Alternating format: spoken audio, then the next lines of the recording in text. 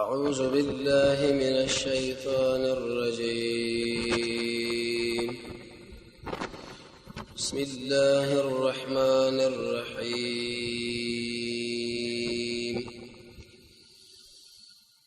مسألة شروع سورة فاتحة کې چې دې کې رب العالمین یو داوا کې خو د دې لپاره ډېر دلایل د ویلې څومره صفاتونه د کمال چې د ټول الله لدی د یو څو چې یو دا چې د مخلوق تربیت د الله کړی دی او دویم عام ربان د دنیا کې دوسو دشمن دي دوړو د خوراک اوسه کې تنظیم برابرۍ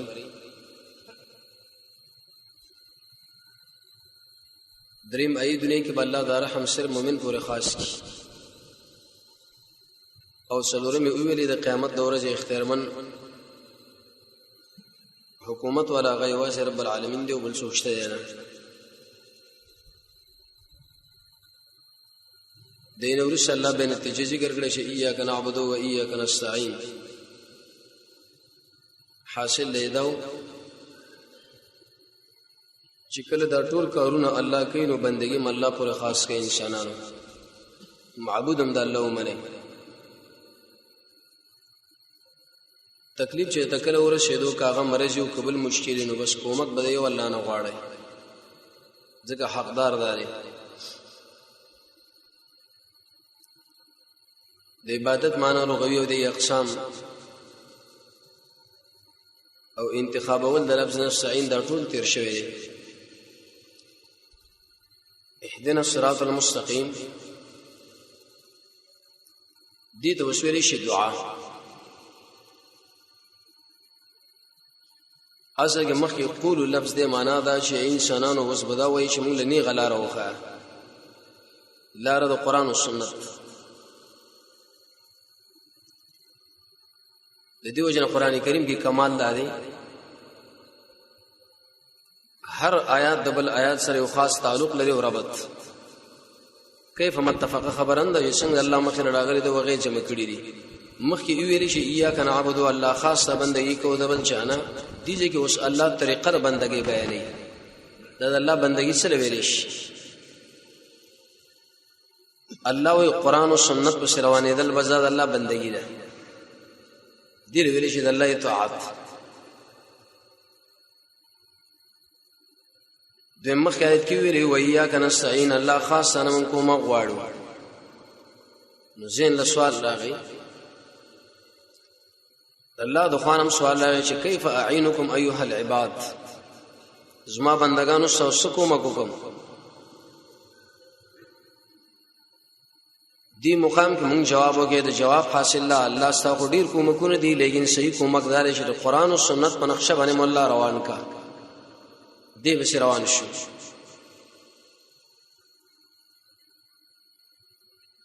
دریم حدیث کې راځي رسول الله فرمایي سورہ فاتحه د الله او د بنده په مابین کې تقسیم ده انسان چې وایي الحمدلله رب العالمین الله وایي چې بنده خو زما حمد ویلي الرحمن الرحیم الله وایي زما ثنا ویلي مالک یوم الدین الله وایي زما مجد ادا کې ایاک نعبد و ایاک نستعين دا شریک ده ول عبد ما سأل اوس بنده چې سوی ازمنم الله وایي الله بسم الله راوخه څلورم قانون دا دی مخکې د الله ډېر مزیدار او خاصه صفات بیان شو الله دې رب دې رحمان دې رحیم دې مالک دې بندگی ماغلا خاص شو نو څوک چې یو بادشاہ خواله ورشي نو خامخا راغنه یو سوال کوي یو څه تی غواړي موږ د دې لوی بادشاہ نه دا غواړو چې اهدنا الصراط المستقيم الله مون قران او سنت باندې روان کا بس دا ډېر لوی سوال دی چې کله انسان په کویش درې طریقو باندې قران کې الله هدایت ذکر کړی دی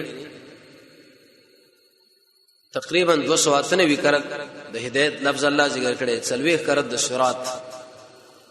ودرش کړه درې مستقیم او هدایت باندې د امر مسله غو به وکړت الله کړي قران کې کله اله او لام راشدین مراد دار خودلی کله ډایرک الله خبرو کې لګا اهدنا الصراط المستقیم الله بس خود امرسو دی زیاله دړې نشاهدت دی به دوه کې شهادت د الله دی ان قران کې یو لار خودل دی لپاره انبیاء را لګري خاص کر محمد صلی الله علیه وسلم لوی امام او لوی امیر دویم قسم دا معنی القاء الايمان فی قلب الرجل د سړي په زړه کې ایمان غورځول دا نو صرف د الله په امر کې یو دا په فضل د بل چا اختیار نشته د نبی صلی الله علیه وسلم ترو نبی ورته ویل علیه السلام وی صرف لا اله الا الله او یوم قیامت کې بحث وکم صلی الله ورته نو غوښتنو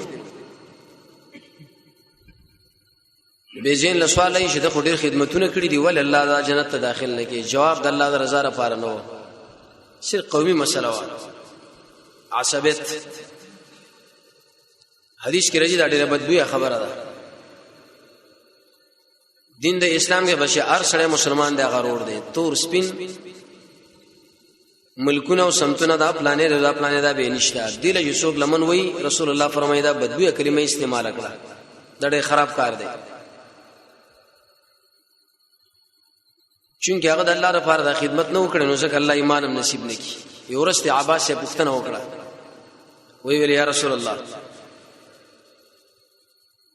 دې تر خو ډېر خدمتونه کړې دي څنګه ته ورور شي وي او د دې جهنم منځ کې پروت الله دې بر سر لروچت کې سپلې دور دي دماغ جوش وي وځم پرې پوزه باندې رواني کینه ډېر کې ستره وو دنیوي لحاظ سره د نبی صلی الله علیه وسلم سخت دفاع کړي او شرک ورته ویلي والله لن يصلوا اليك بجمعهم حتى وصل في التراب دفينا ورته ویل وراره کدا ټول عربان راجم شوی انسانانو جناتو ستایو وخت کندمې سګوت ورته نشوللې مگر چې کله درې لاړم نو به کار خپلې څنګه زب مړوم نه وي فصدع بامرك ما عليك غزازه وابشر بذاك وقر منك عيونا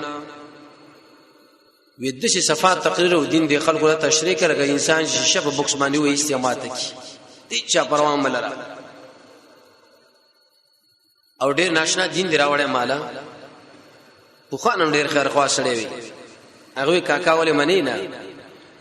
لولا الملامه او حزار مثبت لوجدتني سمحا بذاك مبينا وی به عرب نارینه او زنانه وی شر ابو طالب د ور نه وډارش عیسی وسم دی غیرتونه ولاړو ورله نو القاء الايمان د زړه کې ایمان لزیا ورکول دا وګورست د الله په فضل باندې ایله ویلې چې به دویم قسم هدایت دې هدایت به ډېر مراتب دي کله فطری هدایت الله سړي له وکي حیوان لا یو مخلوق لا خاص کر وړي کې ماشوم د مور سینه راکل بس دا ورته الله دماغ کې شولې دویم هدایت په حواس لري چې انسان په غوګونو سترګو باندې وشي لاندې په زبان دی ژبه باندې لاس باندې دریم قسم هدایت هغه انسان په عقل باندې کوي الله دې انسان له عقل ورکړي څلورم الله دلایل سړي لړاولېږي پنځم کله کله به انزال الکتب الله کتابونه راولېږي دا زموږ د هدایت کتاب دی قران کنه بل یو کتاب کې هدایت نشه سواره قران دا شپږم کله رسولان راولېږي لکه محمد صلی الله علیه وسلم آی راولېږي وم کله هدایت په معنا د وصول ال الجنه جنت له سړی داخل شي لولا ان هدان الله اتم کله هدایت دی ویلې چې انسان له قران بیانېږي د زړه کې یو قسم یې رضا الله نه راشي چې د الله میرا غیر نه کی نه هم د مصیبت نورو سره سړي ایمان مضبوطې دل او لسم جهاد جهاد چې کله انسان کوي نو الله دې له هدایت ته اهدنا الصراط المستقيم. به قران او سنت چې کله انسان مطالعه کوي دام ذهن له سوال لذي د الله به موږ له هدایت وکي کوم ځای کې هدایت ته چانه هدایت زده کو لسکار قران او سنت ذکر کړي لسکار. اول حدیث کې راځي رسول الله فرمایي الصلاه منس څنګه منس کوم نبی تشریح کړي. دویم قابل اتل او په صدق باندې د الله نو دعا چې الله مال هدایت نصیب کوم خو بده نه زو چې مولا خلک حجي وي او فلان وګرا د تصویر وباسو دا وکدا لوی مقصد دا چې د هدایت په نیت باندې تزي صحیح هدایت. دریم شکل انسان جهاد کوي مجاهد الله هدایت کوي. څلورم شکل سره د قران درسونه کې کینی هدل للمتقین